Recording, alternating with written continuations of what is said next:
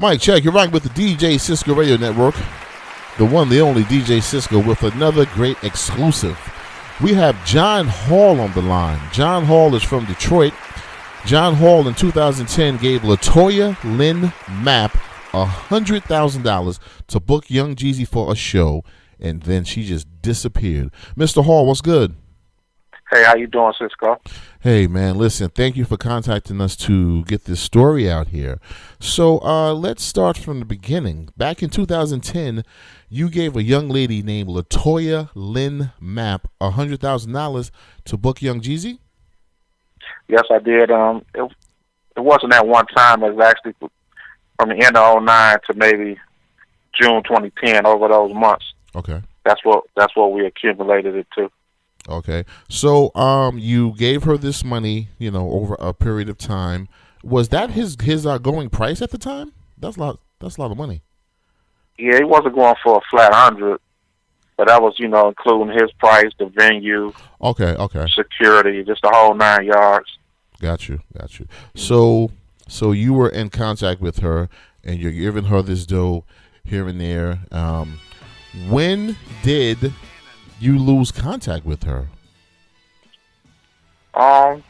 Pretty much towards the end. Okay. Once we got almost at the end. Yeah. That's when she started to put the bullshit in the game. Wow. So she got all this money. How did she start acting? Like, when did you realize, this is some bullshit going on? Just not coming through with what she was supposed to come through on, and say one thing and then it'll drag on, and I just knew something wasn't right, so I had to go get me an attorney. Okay. Now we just heard that you gave her the money, and we heard when. How did you end up even connecting her with Young Jeezy? Well, I was doing a joint venture with an artist from Detroit. Okay. At the time, and we was with a video show. Just gonna get this video played on this local video show. So they was backstage at the T.I. farewell concert, and we was backstage with the video show, and that's when I first seen her working with him. Okay. Going in and out the dressing room, on stage, the whole 9 clipboard, just working. Got you. I didn't know her at that time. Okay. So then how did you contact her? Like, after you saw her at the concert, then you wanted to have your own concert. How did you get in touch with her? Well, maybe about a week later, the rapper that I was doing a joint venture with, he brought her to me, and he was trying to open up some shows for them. Like, that was a big concert we was at. Yeah. The T.I. farewell concert. So she was talking about letting them open up for future concerts that they were doing. Yeah. So that was the initial meeting. So this rapper that you're not naming that connected you to her, did they have a relationship together before he brought her to you? Did he know her well, or he was just, new to her just like you? Yeah, I don't know how good he knew her, but he knew her good enough to bring her to me, Yeah. Brought her to my house, so they had to, I don't know the extent of their relationship, but he knew her in some type of fashion, and yeah. But I believe this was their first time trying to do some business. Got you. Now, listen, because I am a person that's very cautious and I don't trust anybody, so I'm just asking these questions. That's right. Because 100 G's, everybody can eat. So I'm just, trying to figure out if it was more than just her down with this. Okay. I think greed kicked in. Greed kicked in, yeah. All right, cool. So now you gave her all this money. Now she disappears. Now she disappeared before you could even get the actual venue, didn't she? Correct. Horrible, bro. Damn. All right, so now let's move forward to this legal stuff. Now she's gone. What was your next step? The lawyers kept bringing me information, and they was just informing me that she had several cases at the time I didn't know about. So she ended up having to flee Atlanta because the other cases were mainly down there, 3 or 4 other cases, and she fled back up to Detroit, and they caught up with her up here some type of way, law enforcement did, and expedited her back to Atlanta. Wow. If you Google her name, all that stuff will pop up, her mugshot and all that. It's a true story. It sounds crazy if you just say it to somebody, but it all checks out. Yeah, so you're saying that LaToya Lynn Mapp not only took your money, but there were other cases where she robbed people also. Oh yeah, several other cases. I don't know the exact number, but it was somewhere around 300,000-400,000. Oh my God!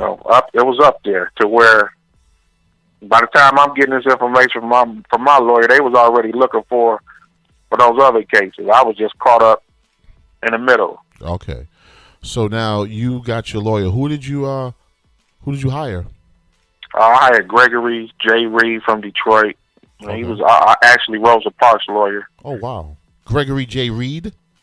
Yeah. Okay, got you. So how did that turn out?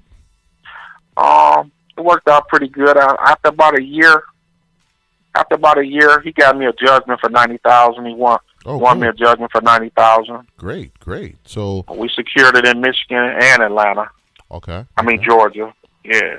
So you got back $90,000 of it then?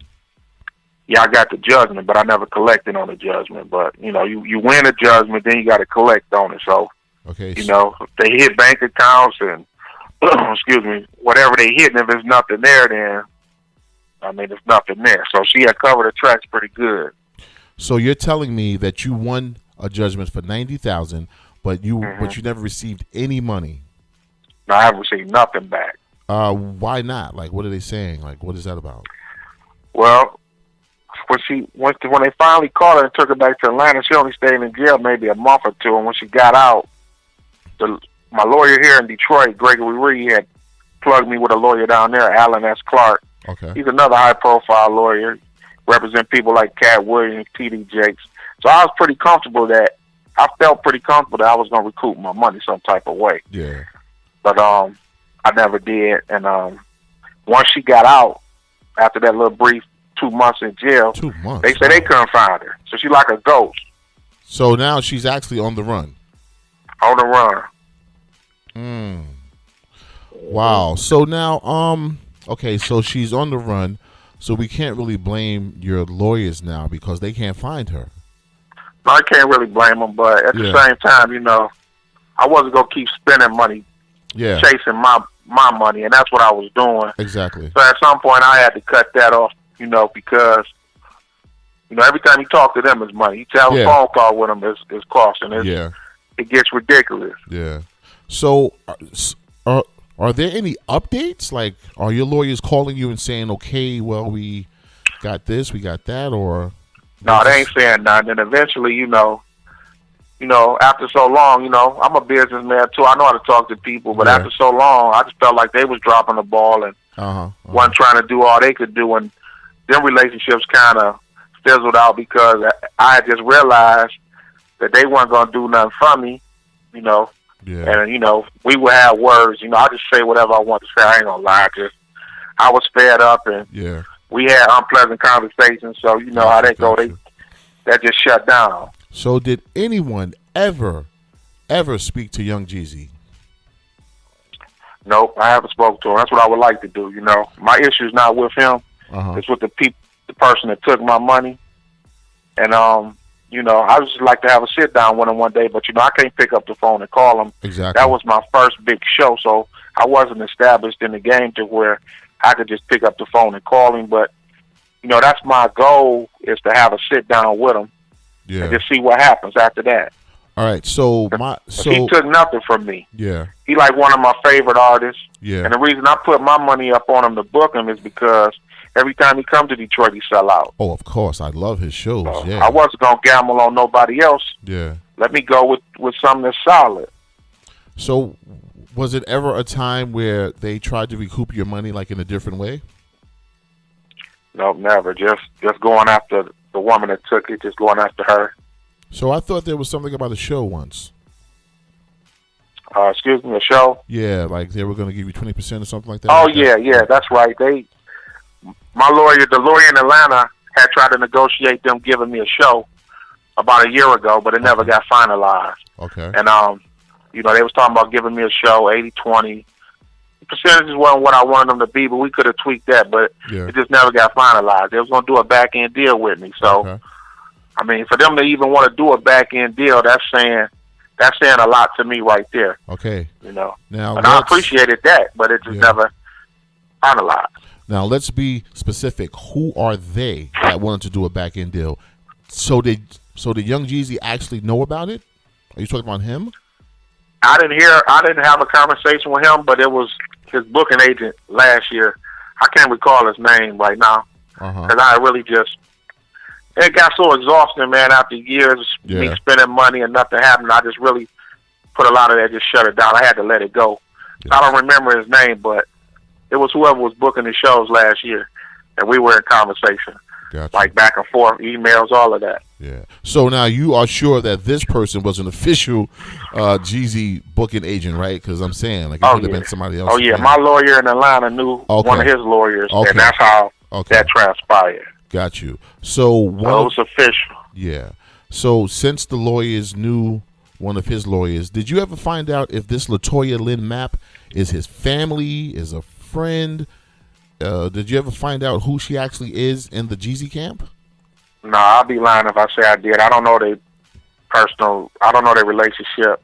Okay. But I just know she was in and out the dressing room when I was backstage. Yeah. I know if I was a star or if I'm just a regular guy, you're not be coming in and out my place of work and I don't know who you are. Yeah. That's just not going to happen. So how did you send her money, actually? How did she get the money?